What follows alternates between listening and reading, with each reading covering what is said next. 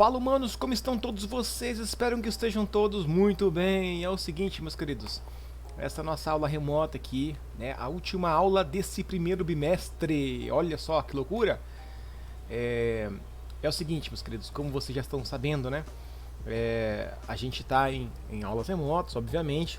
Essa é a última semana de aula e se caso você está ouvindo nesse momento esse áudio ou esse vídeo e você ainda tem alguma atividade pendente, por favor, corre lá, procura dar uma olhadinha lá no seu material, lá no aplicativo, vê se tem alguma atividade, alguma aula que você ainda não fez, que está pendente lá, tudo bem? Tem que fechar essas notas essa semana e a gente precisa realmente da sua, de certa forma, da sua boa vontade, né? E é isso aí, meus queridos, vamos para a aula? É o seguinte, a gente já estudou reino, teoria dos cinco reinos, a gente já viu o reino Monera, né, já viu a questão dos vírus e também agora a gente chega no reino protista, tudo bem? Então é o seguinte, pega seu caderno, faça as suas anotações, né, porque obviamente terão as atividades para serem feitas e aí você não precisa ficar recorrendo toda hora ao vídeo, beleza? Então vamos lá, reino protista, tá? O reino protista é um dos reinos dos seres vivos mais variados possíveis, tá? Isso a gente fala porque, ó, primeiro, são todos eucariontes, né? Lembra que procarionte era aqueles que não têm núcleo verdadeiro e só existe no reino Monera. A partir de então, todos os reinos, os seres vivos serão eucariontes, terão um núcleo verdadeiro, né? O seu material genético vai estar envolvido por uma membrana, a carioteca, né? E aí tem um núcleo de verdade. E aí, olha só, no reino protista tem espécies que são autótrofas e outras espécies são heterótrofas, né? Então tem dois tipos de nutrição dentro desse reino, né? Tem também espécies que são unicelulares, são feitas de uma célula só, e outras espécies são pluricelulares, tá? Então tem dois tipos também quanto à organização celular, né? Nesse reino aqui. Os protistas compreendem aos protozoários, tá? E as algas. E olha só, o nome protozoário ele tem um significado, né? Proto quer dizer início, princípio, primeiro, né? Vem de zoon, né? Que também é grego e ele significa o mesmo de zoológico, né? Você já tem ideia de que seria animal. Então esses seres vivos, segundo a teoria evolutiva, né, esses seres vivos eles vão ao longo do tempo, né, de evolução, vão dar origem ao reino animal, tá bom? As algas, elas, beleza. As algas são os seres que lá na frente eu não sei se eu vou falar, mas elas que são os seres que antigamente, né, elas estavam presas, estavam catalogadas como reino vegetal, mas já voltou para esse reino aqui protista porque elas não têm uns tecidos bonitinhos iguais de uma planta, né? Então elas vieram para esse reino aqui, o protista, tá bom? Mas logo adiante a gente vai voltar sobre as algas. Vamos aqui separar então rapidinho os protozoários. Primeiro, os protozoários são seres unicelulares e eucariontes, beleza? Com estrutura se garante o seu funcionamento, realizando as mesmas tarefas básicas de um animal. Tá? Então, respiração, digestão, circulação, excreção, em alguns até uma primitiva coordenação. Então, olha só, eles são unicelulares. Lembra que todos os animais eles são pluricelulares. Os protozoários são unicelulares. Mas como eu falei, né, segundo a teoria evolutiva, eles são os seres que vão originar os pluricelulares. Então, eles têm características, as células, né, que são unicelulares, têm características semelhantes, ó. Realizam respiração, digestão, e tudo mais.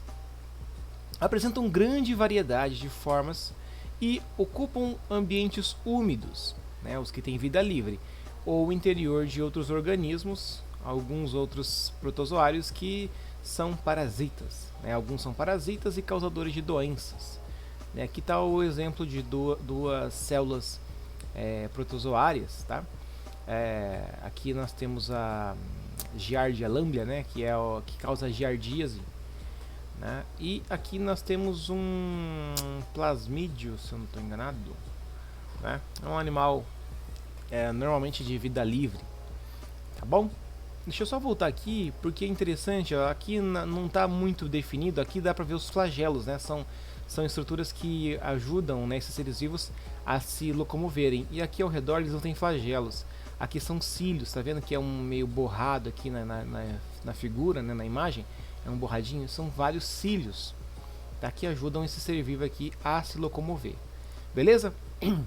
Dentre os principais protozooses, né, que são as doenças causadas por protozoários, destacam-se a amebíase, a doença de Chagas, malária, leishmaniose e toxoplasmose. Possivelmente você já deve ter escutado algumas dessas doenças, porque algumas, por exemplo, a malária, né, e Chagas são doenças muito típicas de lugares com dificuldade, né, de limpeza, né, de folhas secas e tudo mais, né. E leishmaniose, nós estamos aí, inclusive em nossa cidade, né, a gente tem aí várias, durante o ano, né, várias épocas de calendário para vacinar os cachorrinhos, os gatinhos, né, para evitar esse tipo de doença que também pode ser, pode acometer os humanos, né. As protozooses podem ser contraídas de diferentes formas, isso é importante ser notado, tá? Dentre as principais vias de contaminação, a gente pode citar a fecal oral, né, quando uma pessoa ou um animalzinho está lá contaminado por um protozoário, ele defeca, talvez chove, né, escorreu ali num riacho, essa água foi retirada para fazer ali foi regar, né, as plantas e uma alface, e você pegou lá, comprou alface, não limpou direito, e aí você ficou contaminado com o protozoário.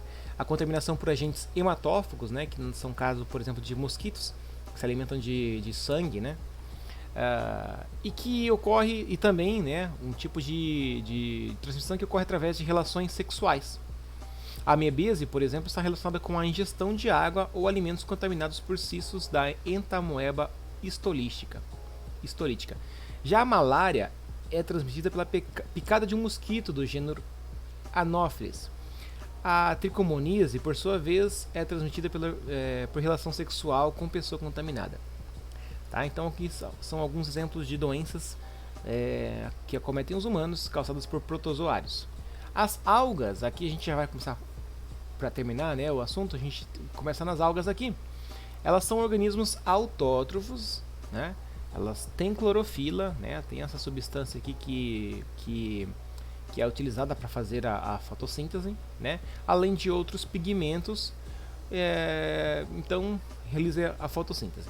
Por algum tempo elas foram classificadas no reino vegetal pela semelhança com as células vegetais, mas como são organismos mais simples e não possuem tecidos organizados, foram reagrupados no reino protista. Tá? Então, juntamente com os protozoários, as algas fazem parte do reino protista. Beleza? Elas são fundamentais na biosfera. Isso aqui eu gostaria que você prestasse muita atenção, pois elas constituem a base da cadeia alimentar aquática e realizam a maior parte da fotossíntese do planeta.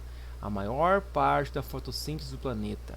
Né? Fotossíntese tem a ver com liberação de O2, de oxigênio.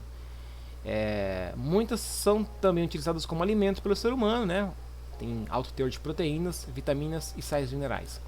As mais abundantes são unicelulares, né? Existem algas unicelulares, embora existam algas marinhas com mais de 30 metros de comprimento. Então esse aqui é um tipo de alga marinha, alga vermelha, eu acho. E é um exemplo de alga que é pluricelular. Só voltando aqui num fato de ser a maior ter a maior produção de fotossíntese, as algas, são elas as maiores responsáveis pela produção do nosso oxigênio, não são as florestas, né? Essa conversa de que a Amazônia é o pulmão do mundo, o pulmão do planeta, isso não é bem assim, tá bom? Até porque ano que vem vocês vão ver de novo isso, né? É um assunto diferente, né? Essa questão da floresta amazônica ser o pulmão do mundo, e não é bem isso, só que não é por causa que a Amazônia não é o pulmão do mundo que a gente não vai conservar. Né? Então fica essa observação. Mas que o maior produtor de oxigênio do nosso planeta são as algas. Beleza? Meus queridos, por hoje é só. Espero ter ajudado. Qualquer coisa você pode mandar mensagem para mim no WhatsApp. A gente conversa, a gente tira dúvida e a gente está sempre à disposição. Tá bom? Fica um forte abraço aí. Valeu, falou e fui! Valeu!